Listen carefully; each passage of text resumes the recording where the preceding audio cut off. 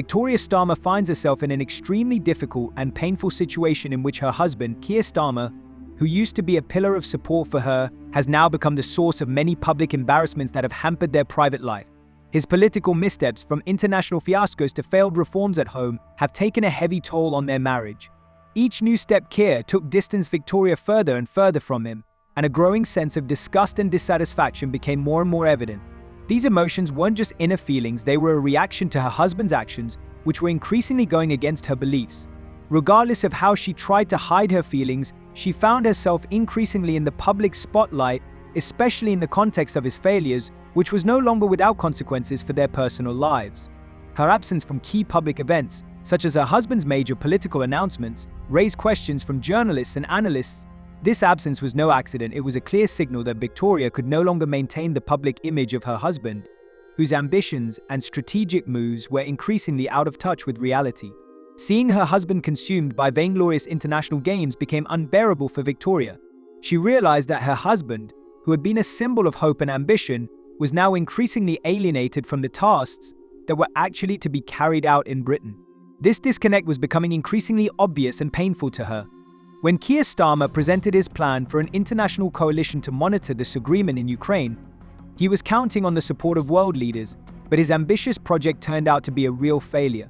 Despite all the rhetoric and confidence statements, his plan faced harsh criticism.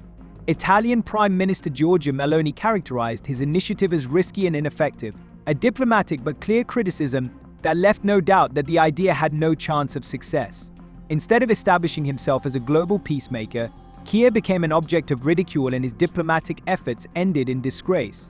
And it is my pleasure to bring from His Majesty the King a letter. He sends his best wishes and his regards, of course, but he also asked me to bear this letter and bring it to you. So can I present the letter from the King to you? Thank you very much. And this is where Victoria Starmer stepped in. She is known to usually avoid publicity, but her absence from such an important press conference was an obvious sign. Victoria was not present by his side, which caught the media's attention. Even though it was an incident, her distancing herself from her husband looked more than symbolic. It became obvious to Victoria that his attempts to be a world peacemaker ended not only in failure but also in humiliation, and supporting his course became impossible for her. Under these circumstances, Victoria could no longer stay by his side, watching his international ambitions ruin not only his career but also their relationship. Her absence at this point was as loud a statement as his political fiascos. Am I supposed to read it right now? Yeah, please do. I will do. I've got to tell him what your reaction is, so I need to know. I need to know. He is a great gentleman. A great, great gentleman. It is, and that's quite a signature, isn't it? Beautiful. He's a beautiful man, a wonderful man, and we appreciate it. I've known him, gotten to know him very well, actually. First term and now second term. Perhaps you'd like to say what that very important paragraph. Yes, so this is a letter from His Majesty the King. It's an invitation for a second state visit. This is really special. This has never happened before. This is unprecedented. And I think that just symbolizes. Victoria Starmer has always been an advocate for social justice and environmental protection. Her career in the NHS been entirely dedicated to helping vulnerable people, and environmental and health issues have always been a priority for her. But with each step Keir took in the political arena, her frustration grew deeper. When he began to promote ideas that ran counter to her values, such as mass development in rural areas and the abolition of environmentally sustainable projects, Victoria could not remain indifferent. These initiatives jeopardized everything she considered important. She was particularly sensitive to his plan to develop protected natural areas, turning them into grey zones. This was the last straw for her. Victoria had always defended nature, and now her husband, with whom she had once shared these beliefs, was proposing to destroy these green areas for commercial interests. Her frustration was becoming more and more apparent, and the most important moment for her was her absence from several key events related to this project. Whereas she had previously been able to avoid publicity, her absence was now perceived as a protest against her husband's policies. There were increasingly heavy conversations in their home where Victoria expressed her displeasure.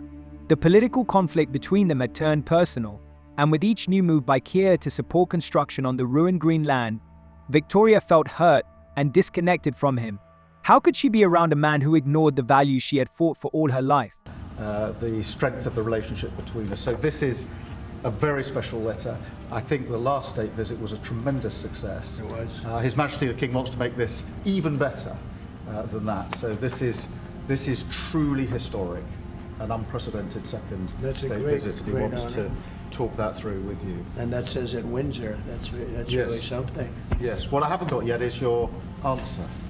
I do need to. The answer is yes. On behalf of our wonderful First Lady, Melania, and myself, the answer is yes, and we look forward to being there and honoring the King. And will you get your land back? Well, they've fought long and hard on the land, and you and I will be discussing that, and we're going to certainly try and get as much as we can back.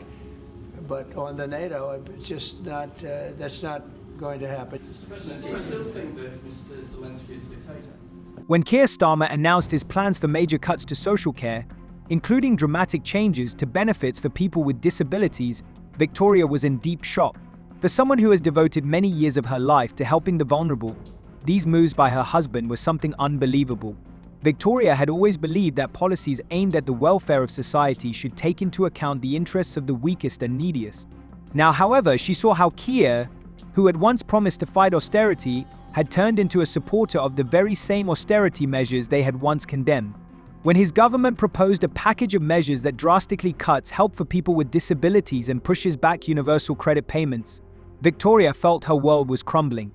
Throughout her career, she had seen such measures have a devastating impact on people's lives, and now she watched her husband, with whom she once shared common values, support such reforms. To her, this was a real betrayal. It was especially painful against the backdrop of his past, when he had posed as an alternative to the hardline policies of the Conservatives. Now, in effect, he had become one of those he once blamed for worsening the lives of the poor and vulnerable. At dinner, Victoria obviously felt great discomfort and pain discussing these changes with him. How could she be around a man who was now introducing measures she had always fought against? This created tension not only in their personal relationship but also politically. Each day became more difficult, and Victoria found herself increasingly on the side of the critics of her husband's policies. Her own principles came into stark conflict with what Keir was now offering on the table. This was not just a political rupture, it was a collapse of their shared views and values. Did I say that? I can't believe I said that. Next question.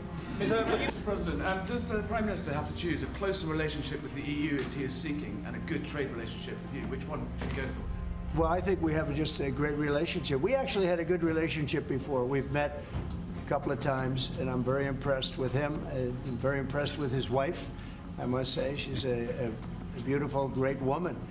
And I second that. I said, you're very lucky. He's very lucky. Keir Starmer has signed the deal to give away the Chagos Islands to Mauritius. Will you approve that deal? Well, we're going to have some discussions about that very soon, and I have a feeling it's going to work out very well. They're talking about a very long-term, powerful lease, a very strong lease, about 140 years, actually. That's a long time. And I think we'll be inclined to go along with your country. Yeah.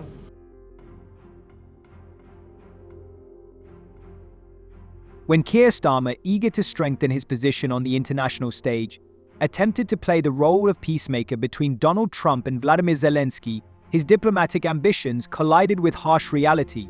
At a press conference where he tried to demonstrate his efforts to avoid trade duties and find a compromise, Trump showed utter contempt by making a caustic remark that drew laughter in the room.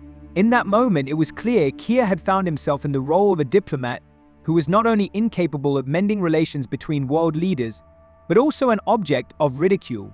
And this is where Victoria, sitting in the audience, could not contain her anxiety. She looked at her husband, who was desperately trying to look confident, but his face was giving out with every failed move. His attempts to please Trump, his deliberate diplomacy all made Victoria feel ashamed.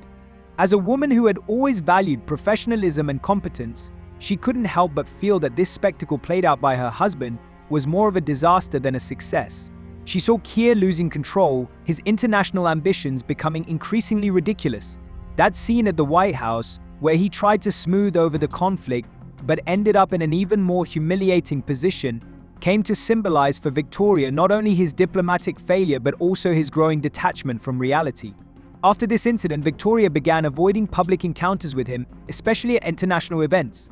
It was difficult for her to watch him continue to act like a diplomat, despite his obvious mistakes and failures. She could no longer stay close to him as she watched his reputation on the world stage crumble, and she herself become increasingly distant from his political ambitions. Cheers on the street outside. You have full backing across the United Kingdom, and we stand with you, with Ukraine, for as long as it may take. And I hope you heard some of that cheering in the street. That is the people of the United Kingdom coming out to demonstrate how much they support you, how much they support Ukraine, and our absolute determination to stand with you, unwavering determination, and to achieve what we both want to achieve, which is a lasting peace for Ukraine based on sovereignty and security for Ukraine. So important for Ukraine, so important for Europe, and so important for the United Kingdom. So I'm much looking forward to our discussions here this afternoon. Thank you very much for making the time to come. With pleasure. Thank you very much, Keir. Mr. Prime Minister, happy to be here. And really, I saw a lot of people, and I want to thank. When Keir Starmer began pushing his plans to destroy rural communities, he had no idea how much irritation this would cause his wife Victoria. She had always been an advocate of sustainable rural development and the protection of traditional British villages, and her commitment to these values was clear. But when Keir began to actively support policies to build on rural areas and increase tax on hereditary farmland, Victoria felt her world was crumbling. This policy was contrary to all her beliefs. When the so-called sustainable farming plan that helped farmers maintain environmentally friendly practices was cancelled, Victoria was obviously deeply disappointed. She knew that the decision would destroy years of conservation work and lead to a dramatic deterioration in conditions for farmers who sought to operate in an environmentally friendly manner. You, people of the United Kingdom, such big support from the very beginning of this war. Thank you, your team. And I'm very happy that His Majesty the King accepted my meeting tomorrow, and I'm thankful that you organized such a great summit for tomorrow. And we are very happy in Ukraine that we have such strategic partners. We signed with you historic documents. 100-year agreement. Yeah, we have only with you such documents with the United Kingdom. So we're happy, and we count on your support. And really, we're really happy that we have such partners and such friends. Fantastic. Thank you. Thank you very much, Peter.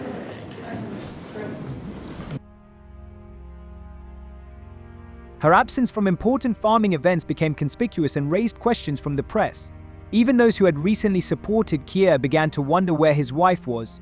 For Victoria, this was not just a political disagreement, it was a matter of personal principles that she could not and would not betray.